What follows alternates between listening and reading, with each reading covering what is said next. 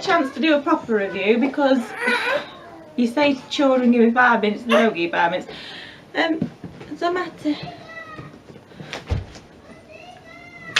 The review I'm doing today is Carrie Hope Fletcher, On the Other Side. It's her first novel, but having said that, I'm a bit late to the party. She's just released her 3rd novel, but this wasn't released that long ago, even though she's on the 3rd now. She seems to reel them off, even though she's also a blogger and a theatre star and all the rest of it. Now, I didn't try this book for ages because I was worried I wouldn't like it, because I really like her, but there was a lot of criticism about the book. There was a lot of praise about the book. It's the #1 bestseller, but there's also a lot of criticism, and I kind of thought, what if I don't like it? What if this image I've got of her as being like uber talented is crushed because it's kind of rubbish? But tried it. Now, what it is this woman called Evie Snow, and she dies, an old lady, and when she gets to the afterlife, she's transported back into a 28-year-old or 27-year-old body, and she goes back to the apartment building where she used to live, and she's got the key, but she can't get into her old flat. And what it is her soul's too heavy to go on to the other side, to pass over, so she has to put right or release the secret she's been keeping that's been holding her heart heavy, that's stopping her going on to the other side.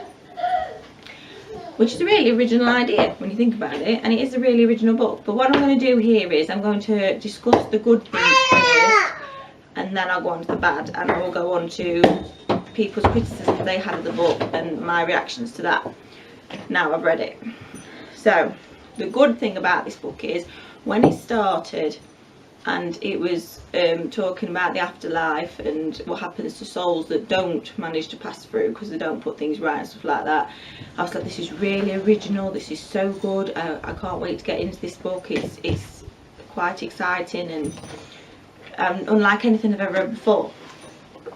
So it started off, and it is a good opening to a book, and it is original, and it is a charming story, and there's not, and people said, I did read on an internet forum, which you should never do really, people were saying, oh, I don't know why it's been put down as an adult book, it should be a child book or young adult, you know, YA, young adult fiction. No, I think people say that because there is nothing seedy in it, there's nothing violent in it, but that is a good thing in a way. That's why it's a charming, gentle story, and I did enjoy it. The only things I found problematic about the book was not in the afterlife pieces where you expect it to be a bit supernatural and what have you. In the real life bit, there was a section where her and the character Evie Snow, and I don't want to give too much away, one of the men are passing each other love notes, and they write on a bird, like actually write on the wings of a bird, a white dove, until this white dove is completely black because it's covered in ink from all these messages. And I couldn't get my head around it. I was like, they wrote on a bird, they actually wrote on a bird's wings, what? But then when you get later into the book and you realise that it's not just the afterlife bits, it's the real life bits, but magical and weird and wonderful things happen. Once you get your head around that, you're like, oh yeah, okay, there's a reason for that. And later on in the book, there's it ties in later on in the book as well about this bird covered in ink. So yeah, once you open your mind up to the fact that things you don't expect happening and happen, then that's okay. My other thing that I found problematic was the main character, Evie Snow. Like I say, when she goes back to the past, she's 27, 28, nearly 30, an adult, and so are some of the other characters. And the way she's pushed about by like her parents, and just she doesn't seem to know how to take control of her life, and to be frank, most of the people in the book are utterly spineless, the weak, and that's my problem. That's my problem as a reader. It doesn't take anything away from her as a writer, because you can't expect every book you read for the characters to be just like you and do things how you would do them. Hang on a minute.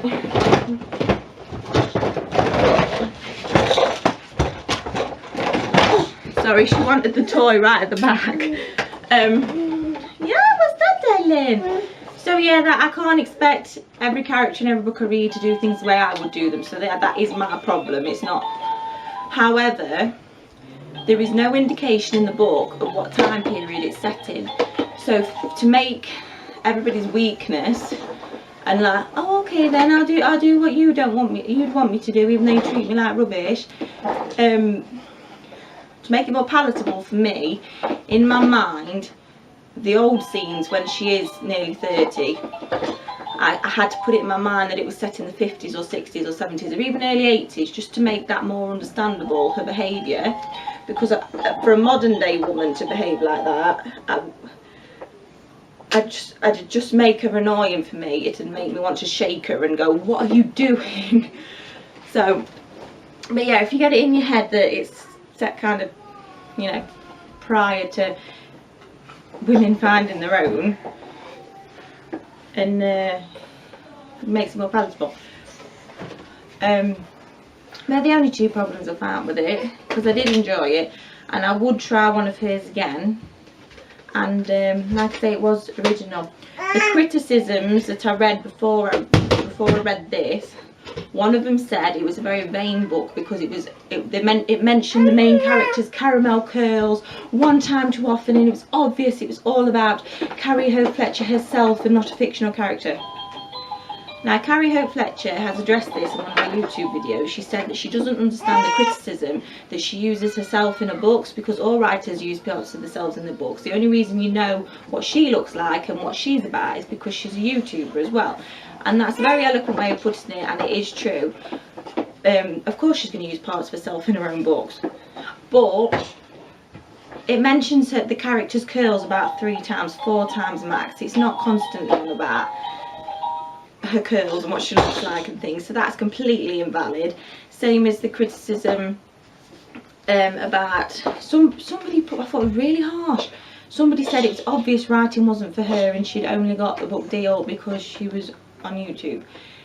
Now, there's no denying YouTube's up to profile, because I myself would never have tried a book like this, because I normally stick to the same kind of things and the same authors, because a lot of the time I am underwhelmed by books that aren't written by the kind of authors I like. So that makes it obvious that it'll make people who wouldn't normally try it. It has up to profile, but she can write, and that's really harsh saying writing's not for her, because the fact that the novel's so original shows that writing is for her. Yes.